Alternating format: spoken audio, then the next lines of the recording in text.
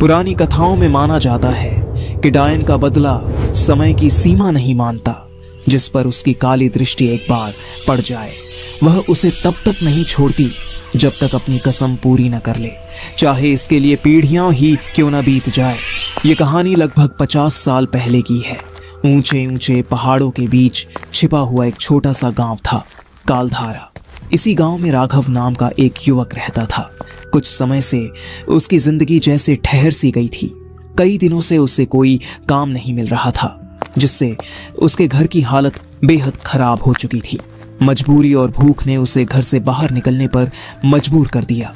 काम की तलाश में वह अपने गांव से बहुत दूर अनजान रास्तों की ओर निकल पड़ा।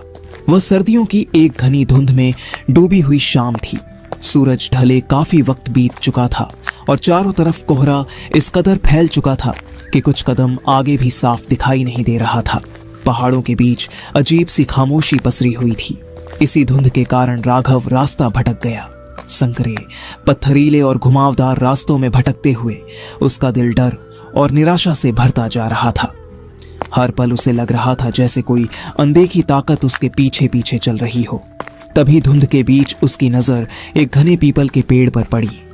उस पेड़ के नीचे कोई बैठा हुआ था। पास जाकर उसने देखा, वहां एक अजीब सा बाबा जमीन पर बैठा चिलम सुलगा रहा था। रात की खामोशी में हवा की साई साई करती आवाजें माहौल को और भी भयावह बना रही थीं। इतने सुनसान में किसी इंसान को देखकर राघव के भीतर थोड़ी हिम्मत आई। उसके पास और कोई रास्ता नहीं था, इसलिए वह धीरे धीरे आगे बढ़ा और जाकर बाबा के पास बैठ गया। तभी बाबा ने अपना सिर उठाया। उसकी लाल जलती हुई आंखें सीधा राघव पर टिक गईं। किस गांव से है तू बच्चा और यहां तक कैसे पहुंच गया? राघव ने डर से भरी आवाज में कांपते होंठों के साथ जवाब दिया। बाबा, मैं कालधारा गांव से हूं। काम की तलाश में निकला था, लेकिन कहीं कुछ नहीं मिला। लौटते समय अंधेरा हो गया और पहाड़ों में रास्ता भटक गया। डर की वजह से दिमाग भी काम नहीं कर रहा। अब क्या करूं बाबा, किधर जाऊं? इस समय इन पहाड़ों में भटकना ठीक नहीं है बेटा। सूरज ढलने के बाद यहाँ रास्ते पहचान में नहीं आते। राघव को बाबा की बातें और उनका हुलिया भीतर तक असहज कर रहा था। उस कड़ाके की ठंड में जो हड्डियों तक को जमा देने वाली थी, बाबा के शरीर पर बस गिने चुने फटे पुराने कपड़े थे। हैरानी की बात यह थी कि इतनी भयानक सर्दी के बावजूद उनके चेहरे पर न तो कंपी थी, न ही ठंड का कोई निशान, मानो मौसम का उन पर कोई असर ही न हो। राघव के कांपते हुए बदन को ध्यान से देखते हुए बाबा ने एक बार फिर गहरी और रहस्यमय आवाज में कहा, ठंड से परेशान लग रहा है बच्चा, ये ले चिलम पकड़ और 2 कश भर ले। बदन में थोड़ी गर्मी आ जाएगी और ठंड से कुछ राहत मिल जाएगी। राघव का दिल पहले ही दहशत से भरा हुआ था। उस पल बाबा की कही बातों पर भरोसा करने के सिवा उसके पास कोई दूसरा रास्ता नहीं बचा था। हिचकिचाते हुए, डर से कांपते हाथों के साथ उसने आगे बढ़कर बाबा के हाथों से चिलम थाम ली। गहरी सांस लेकर उसने एक के बाद एक 2 कश खींचे। चिलम का गर्म धुआं उसके सीने में उतरते ही जैसे उसके बेचैन मन पर हल्का सा सुकून छोड़ गया।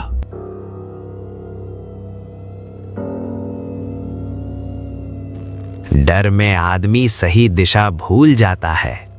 ये जो नहर के किनारे पतली पगडंडी जा रही है, उसी रास्ते पर चल देना। थोड़ी दूर आगे एक गांव मिलेगा, वहां जाकर लोगों से मदद मांग लेना। और रास्ते में कुछ भी सुनाई दे या दिखे तो इधर उधर देखने की गलती मत करना, बस चलते रहना। अपनी बात पूरी करने के बाद बाबा ने बिना कुछ कहे फिर से सिर झुका लिया और चिलम सुलगाने में डूब गए, मानो राघव की मौजूदगी अब उनके लिए मायने ही न रखती हो। राघव कुछ पल वहीं जड़ सा खड़ा रहा, फिर बाबा द्वारा बताए गए रास्ते की ओर धीरे धीरे कदम बढ़ा दिए।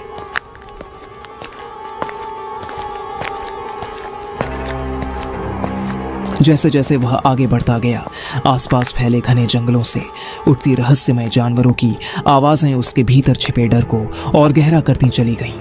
हर आवाज उसे चौंका रही थी, हर आहट दिल की धड़कन तेज कर रही थी। तभी अचानक उसे अपने पीछे किसी के कदमों की साफ साफ आहट सुनाई दी और उसी क्षण उसके कदम थम गए। राघव अभी सोचने भी नहीं पाया था कि तभी उसके कानों में उसका नाम गूंज उठा। वह आवाज इतनी जानी पहचानी थी कि उसके शरीर में एक साथ सिहरन दौड़ गई। यह वही भारी और रहस्यमय स्वर था जो कुछ देर पहले पीपल के पेड़ के नीचे अंधेरे से उभरा था। उस आवाज को सुनते ही राघव के कदम जैसे जमीन में गड़ गए और उसके दिल की धड़कन पल भर में तेज हो गई। अपना नाम सुनते ही राघव झटके से घूम पड़ा। उसकी नजर जैसे ही पीछे पड़ी, उसकी सांसें अटक गईं। वह रहस्यमय साधु ठीक उसके पीछे खड़ा था। पल भर के लिए राघव को समझ ही नहीं आया कि यह कैसे मुमकिन है। इतनी दूरी को कोई इंसान इतनी जल्दी कैसे पार कर सकता था।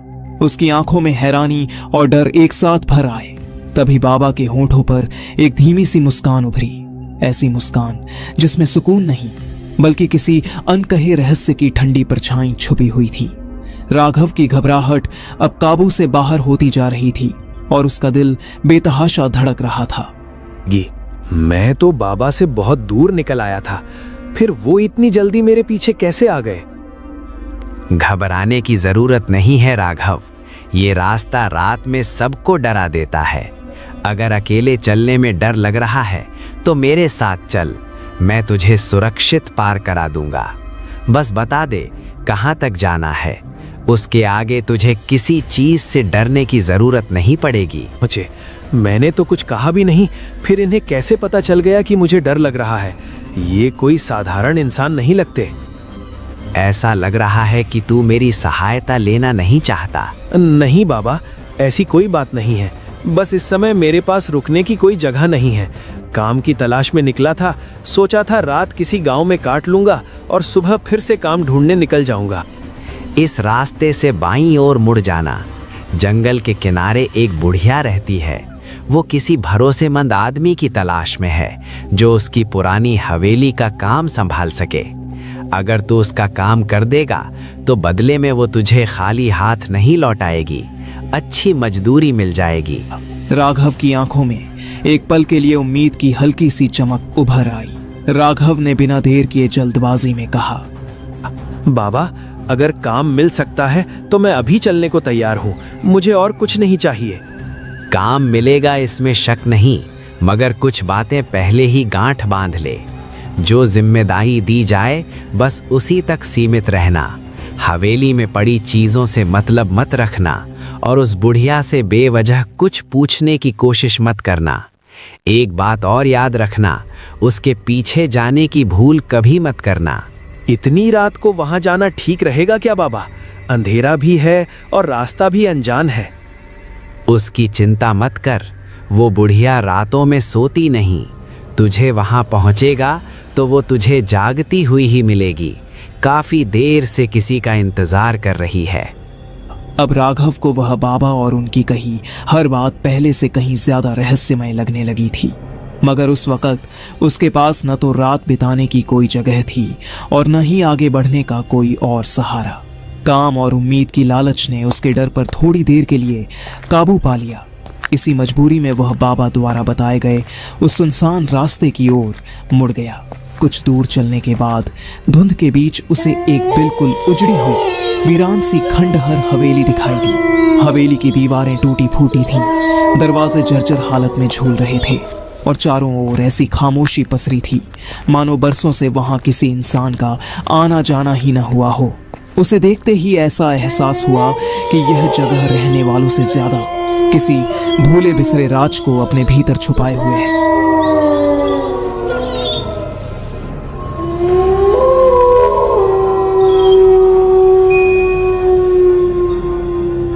तुम कौन हो और इस उजड़े हुए ठिकाने तक कैसे पहुंच गए? मैं एक मजदूर हूँ। किसी ने रास्ते में बताया था कि आपको काम के लिए आदमी चाहिए। काम तो है, लेकिन मुझे ज्यादा सवाल करने वाले लोग पसंद नहीं। जो कहा जाए बस वही करना होगा।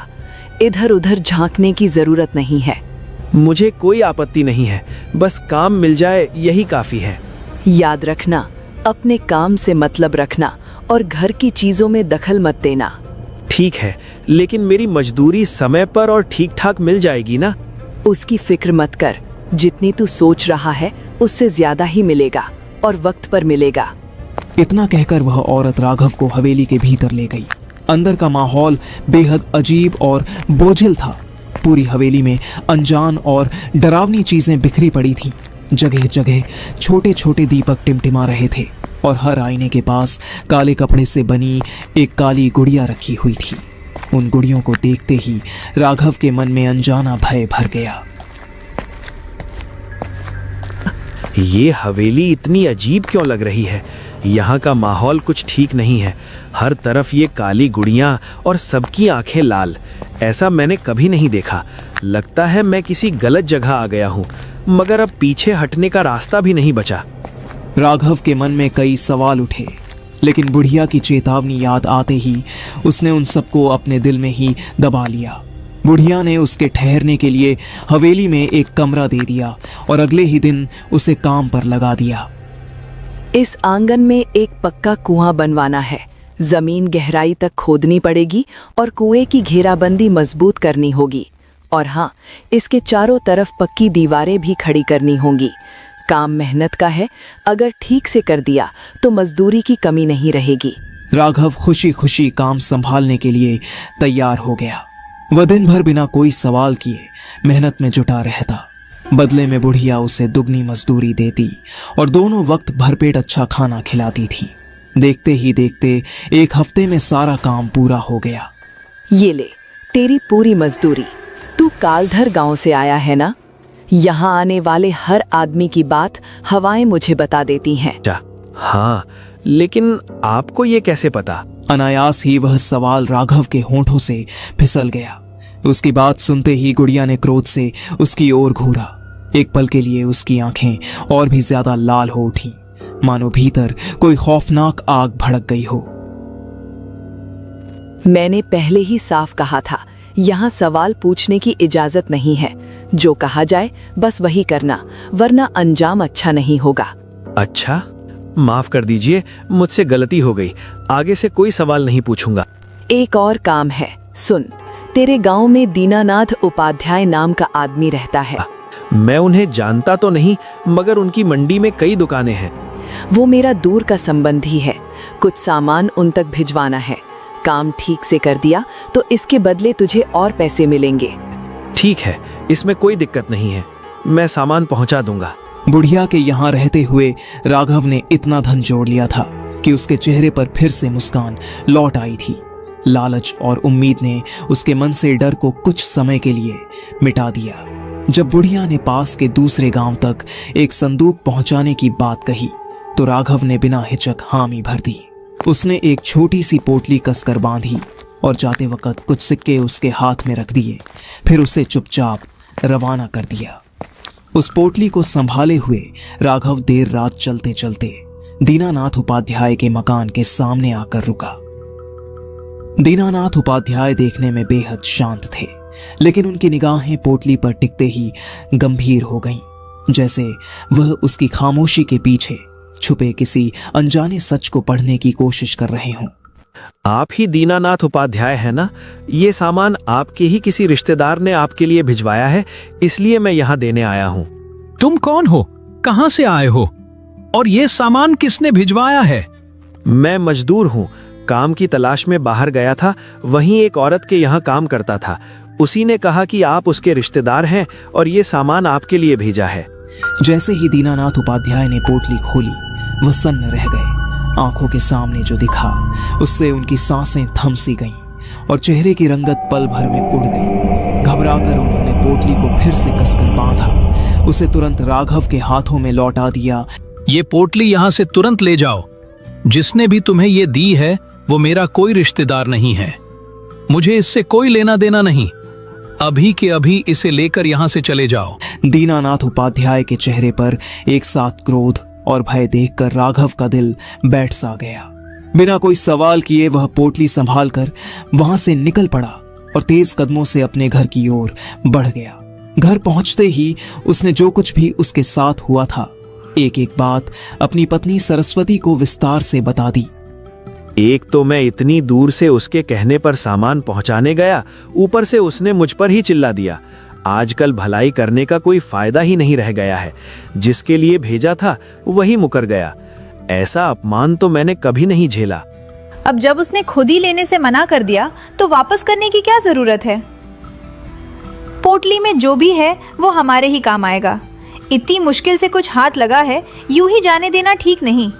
सरस्वती के मन में पोटली को लेकर बेचैनी बढ़ती जा रही थी। वह किसी भी हाल में यह जानना चाहती थी कि उस बुढ़िया ने भीतर क्या छुपा कर भेजा है।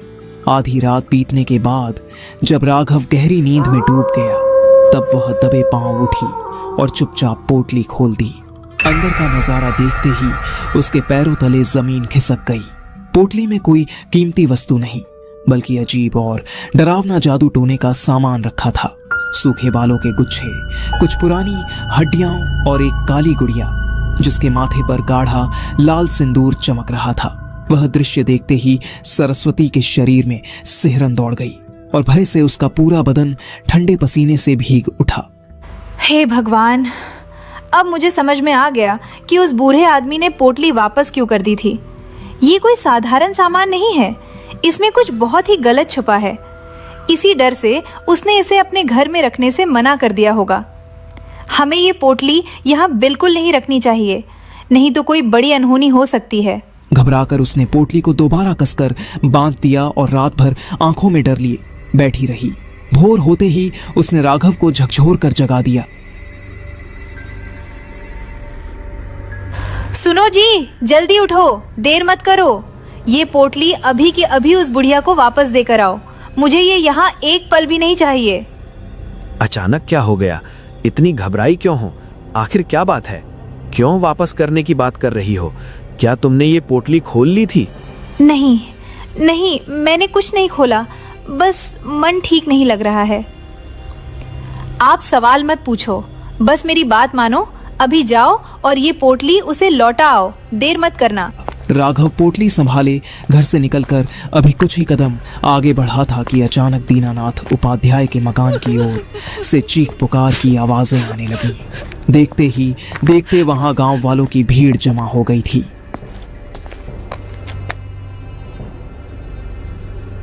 अरे तूने देखा क्या हाल हुआ है दीनानाथ उपाध्याय का? वो और उसकी पत्नी दोनों फांसी से लटके मिले हैं। हाँ देखा, लेकिन बात सिर्फ फांसी की नहीं है। उनका शरीर ऐसा मरोड़ा हुआ है जैसे किसी ने जबरदस्ती ऐंठ दिया हो। यही तो डराने वाली बात है। अगर खुद फांसी लगाई होती तो शरीर ऐसा क्यों होता? दीनानाथ तो बिल्कुल ठीक था कल तक, फिर एक ही रात में ये सब कैसे हो गया?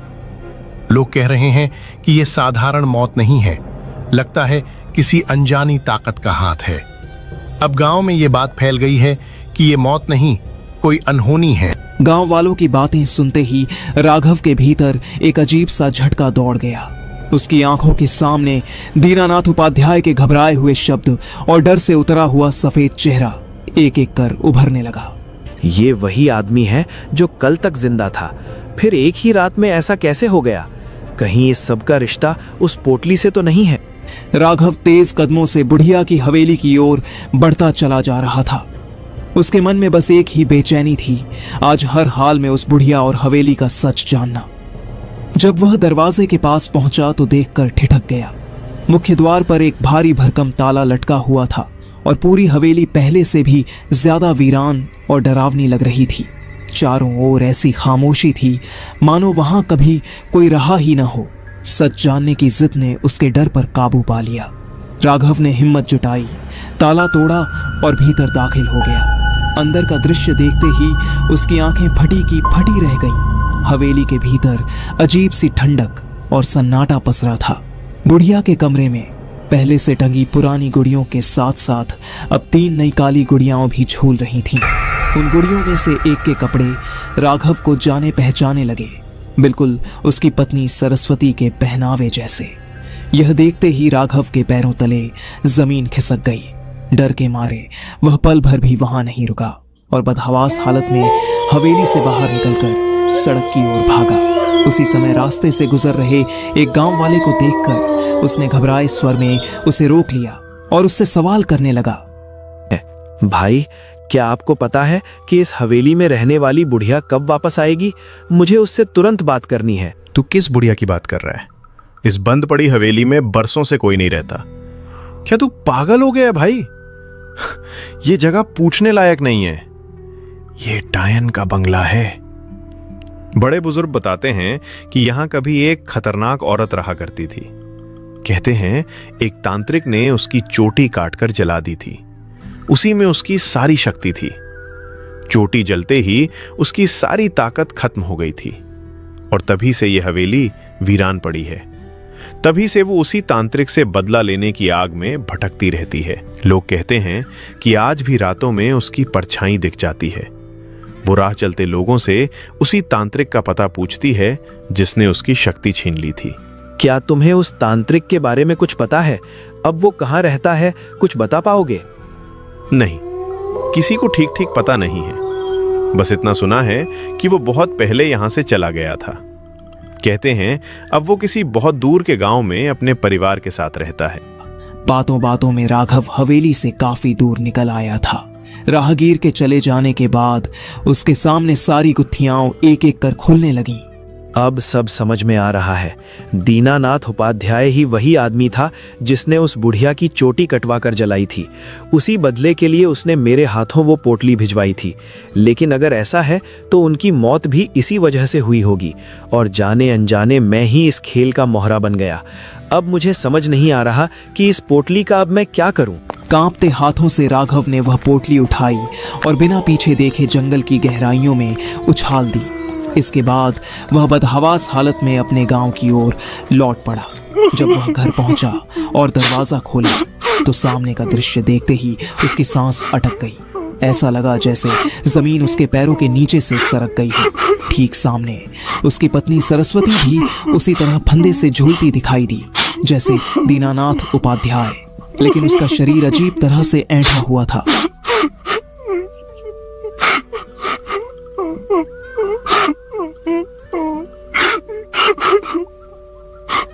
अगर मैं उस हवेली में काम करने कभी गया ही नहीं होता तो आज ये सब नहीं होता। सरस्वती जिंदा होती। मेरी एक गलत कदम ने उसकी जान ले ली। मैं कभी खुद को माफ नहीं कर पाऊंगा।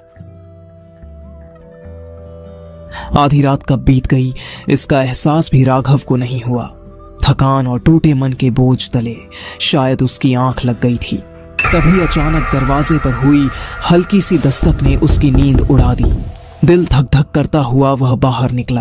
कुछ ही दूरी पर एक पुराने पेड़ की आड़ से काले वस्त्रों में लिपटी वही बुढ़िया घूंघट में खड़ी उसे घूरती दिखाई दी। अगले ही पल उसकी धीमी खुरदरी आवाज और भयानक हंसी की गूंज रात की खामोशी को चीरती हुई हवा में फैल गई।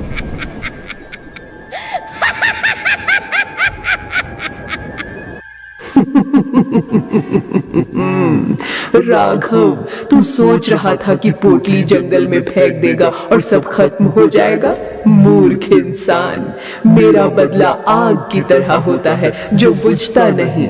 जिसने मेरी चोटी जलाई वो तो मर गया, लेकिन मेरा बदला अभी जिंदा है। अब तू ही मेरा सहारा है, मेरा नया मोहरा। हर रात हर मौत तेरे हाथों से होगी।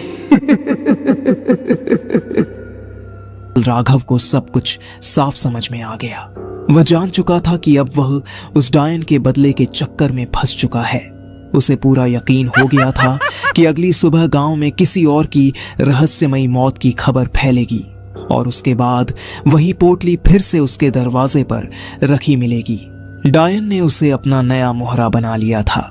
ऐसा मोहरा जो चाहकर भी इस रास्ते से लौट नहीं सकता, क्योंकि जो पीछा छोड़ दे वह डायन नहीं होती।